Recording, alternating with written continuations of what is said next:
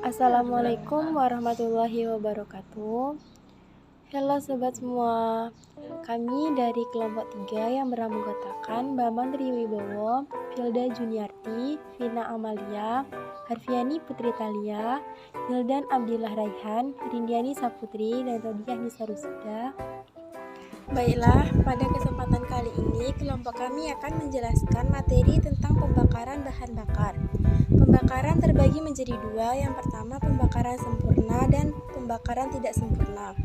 Terdapat juga dampak dari pembakaran, upaya menanggulangi, dan hasil dari pembakaran tersebut. Yang pertama yaitu pembakaran sempurna. Pembakaran sempurna terjadi apabila seluruh unsur C yang bereaksi dengan oksigen hanya akan menghasilkan CO2, seluruh unsur H menghasilkan H2O, dan seluruh S menghasilkan SO2.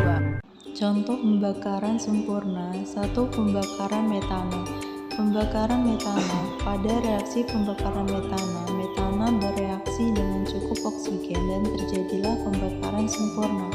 Reaksi yang terjadi yaitu CH4 ditambah 2O2 menjadi CO2 ditambah 2H2O.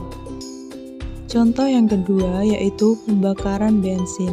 Pada pembakaran bensin atau heptana terjadi reaksi pembakaran yang sempurna karena hasil akhir dari pembakaran tersebut adalah karbon dioksida dan uap air. Sama seperti hasil reaksi pembakaran metana, berikut adalah rumus kimia dari reaksi pembakaran bensin. Reaksinya yaitu C7H16 ditambah 11O2 menjadi 7CO2 ditambah 8H2O. Pembakaran tidak sempurna. Pembakaran tidak sempurna terjadi jika tidak ada oksigen yang cukup untuk membakar bahan sepenuhnya menjadi gas karbon dioksida dan uap air. Pembakaran tak sempurna terjadi apabila seluruh unsur C yang dikandung dalam bahan bakar bereaksi dengan oksigen dan gas. Contoh pembakaran tidak sempurna.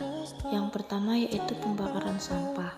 Pembakaran sampah tidak menggunakan teknologi tinggi dan dapat berakibat pada pencemaran lingkungan, sebab hal ini dapat menghasilkan senyawa kimia berbahaya dan beracun yang dikenal dengan nama dioksin.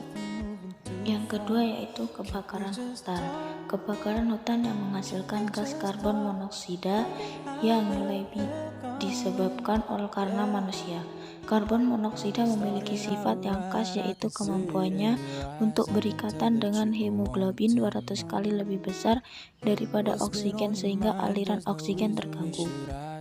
Yang ketiga pembakaran kayu untuk masak. Ternyata asap pembakaran kayu mempunyai efek yang merugikan bagi kesehatan seperti kanker paru-paru, asma, tuberkulosis, katarak, jantung, bayi lahir dengan berat badan rendah, kebutaan, bahkan berpengaruh terhadap kemampuan otak anak. Ini disebabkan oleh pembakaran kayu yang tidak sempurna dalam proses membakar kayu yang menghasilkan gas karbon monoksida. Yang keempat, rokok. Merokok diyakini sebagai salah satu faktor berkembangnya kanker mulut, kerongkongan, laring, dan juga pankreas. Bahan bahaya yang terkandung dalam rokok adalah senyawa karbon monoksida. Gas ini dihasilkan dari pembakaran yang tidak sempurna. Beberapa gas yang ditimbulkan oleh pembakaran bahan bakar. Yang pertama ada gas karbon dioksida atau CO2. Polutan gas CO2 yang melebihi batas mengakibatkan gangguan pernafasan dan meningkatnya suhu bumi yang disebut efek rumah kaca atau global warming. Yang kedua, gas karbon monoksida atau CO. Gas CO mempunyai ambang batas di udara 32 ppm dalam darah, bereaksi dengan hemoglobin membentuk COHB yang bersifat racun, menyebabkan kematian. Yang ketiga, ada partikulat. Partikulat berupa karbon C dan timbal PB dapat menimbulkan iritasi pada kulit, mata perih, gangguan saluran pernafasan, dan merusak ginjal. Yang ketiga, gas SO2 dan NO2/NO3. Gas sulfur dioksida atau es iritasi dan hujan asam yang bersifat korosif. Oksida NOx menghasilkan asap kabut atau smog.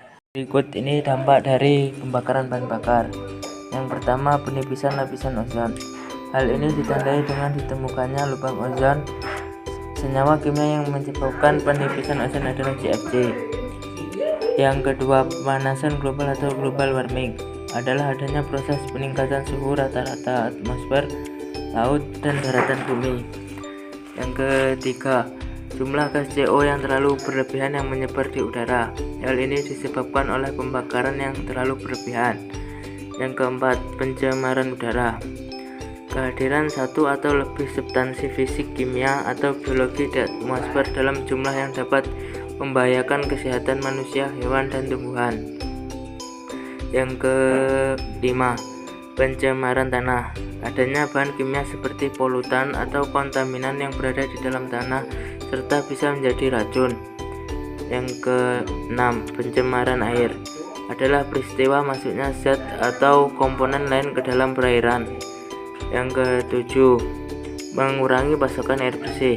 Hal ini disebabkan oleh pencemaran air yang terlalu berlebihan. Yang kedelapan, menyebabkan hujan asam, yaitu fenomena ini disebabkan oleh tingginya konsentrasi sulfur dioksida atau CO2 dan nitrogen oksida di udara. Solusi atau upaya dari dampak pembakaran bahan bakar. 1. Clean Air Act. Clean Air Act yang dibuat oleh pemerintah dan menambah pajak bagi industri yang melakukan pencemaran udara. Yang kedua, mengembangkan teknologi ramah lingkungan. Mengembangkan teknologi yang ramah lingkungan dan dapat diperbarui, diantaranya fuel cell dan solar cell.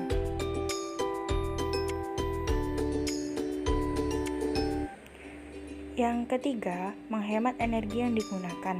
Contohnya, beralih ke lampu LED, mematikan peralatan elektronik yang tidak digunakan, dan lain-lain. Yang keempat, kebersihan lingkungan tempat tinggal. Contohnya, membuang sampah di tong sampah, membersihkan selokan dari sampah-sampah, melakukan kerja bakti, dan lain-lain. Yang kelima, penghijauan atau pembuatan taman kota untuk melindungi lingkungan dan mengubah gas buang CO2 menjadi O2 melalui proses fotosintesis. Yang keenam, menggunakan sel bahan bakar melibatkan reaksi antara O2 dan H2 dengan produk reaksi yang ramah lingkungan yaitu H2O. Yang ketujuh, menerapkan penggunaan konverter kebalik pada sistem buangan kendaraan bermotor untuk mengubah gas buang CO2 menjadi lebih aman. Yang kedelapan, penggunaan EVI atau Electronic Fuel Injection pada sistem bahan bakar kendaraan untuk mengurangi emisi gas polutan.